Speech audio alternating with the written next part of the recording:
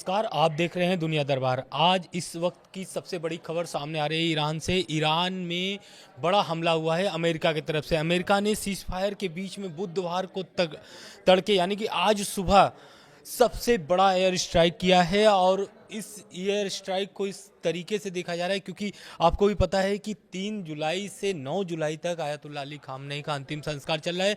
इसके बीच में अमेरिका ने बड़ा हमला किया है और इस हमले में ईरान को भारी नुकसान हुआ। मैं आपको वीडियो में आगे बताऊंगा कि अमेरिका ने किन किन जगहों पर ईरान में हमला किया है और ईरान का इस पर क्या पलटवार आया है।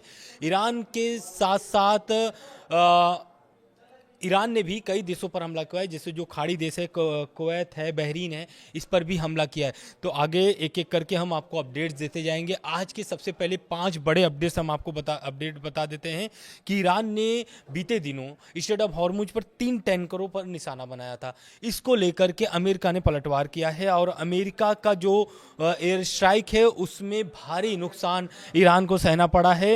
अमेरिकी सेंट्रल कमांडर के मुताबिक 80 से ज़्यादा सैन्य ठिकानों को सटीक हथियारों से निशाना बनाया गया है। अमेरिका का कहना है कि यह कार्रवाई स्ट्रेट ऑफ हॉर्मुज से गुजर रहे 3 जहाज़ों पर हुए हमलों के जवाब में की गई है। वाशिंगटन ने इस हमले के लिए ईरान को ही जिम्मेदार ठहराया है। एयर स्ट्राइक में air defence system, command and control centre, तटिक रडार, सतह से हवा में मार करने वाली मिसाइलें, एंटी शिप मिसाइलें सिस्टम, ड्रोन लॉन्च साइट्स और IRGC की 60 से ज़्यादा मिलिट्री बोट्स को भी निशाना बनाया गया है। तो इसमें ईरान को भारी नुकसान सहना पड़ा है। लेकिन ईरान का इस पर क्या प्रतिक्रिया है और ईरान ने किस तरीके से अमेरिका को जवाब दिया है, तो उस पर भी एक बड़ा अपडेट है। ईरानी मीडिया के मुताबिक शरीक कैस द्वीप और बंदर अब्बास में कई धमाके हुए हैं। कई जगहों पर आग भी देखे गए हैं। यानी कि ईरान जो है अब फिर से युद्ध के लपेटे में फिर से आने शुरू हो गया है। इसके जवाब में ईरानी सेना ने बहरीन और कुवैत में अमेरिकी सैन्य ठिकाने यानी कि अमेरिका का जो वहाँ पर एयरबेस है वहाँ पर ईरान ने बड़ा हमला किया है, जिसमें 85 से ज़्यादा टारगेट्स हिट करने का दावा किया है ईरान ने।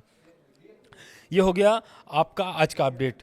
और बीते 24 घंटों में क्या क्या चीज़ें ईरान में बदली हैं उसको लेकर के हम आपसे बात कर लेते हैं एक बार फिर से, क्योंकि देखिए इस हमलों के बीच में खामनेई साहब का जो अंतिम संस्कार है वो अभी भी जारी है और उनका जो पार्थिव शरीर है अब वो इराक के नजफ पर पहुंच चुका है।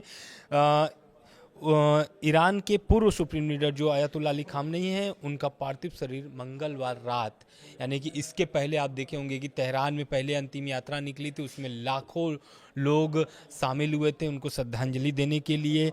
उसके बाद उन्हें फिर कोम लेके जाया जाता है। कोम के बाद फिर आज यानी कि मंगलवार रात बीते दिनों इराक के लिए रवाना कर दिया गया था, जो कि आज नजफ शहर पहुंच चुका है।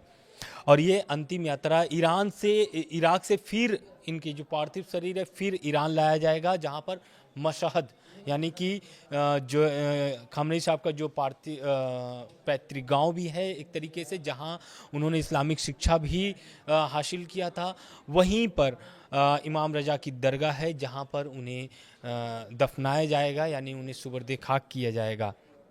साथ ही साथ एक बड़ा ईरान ने दावा भी किया है इस हमले के बीच में कि ईरानी सेना का दावा यह है कि बहरीन के शेख ईशा एयरबेस पर तैनात अमेरिकी सैनिकों को निशाना बनाकर ड्रोन हमला किया है ईरान ने।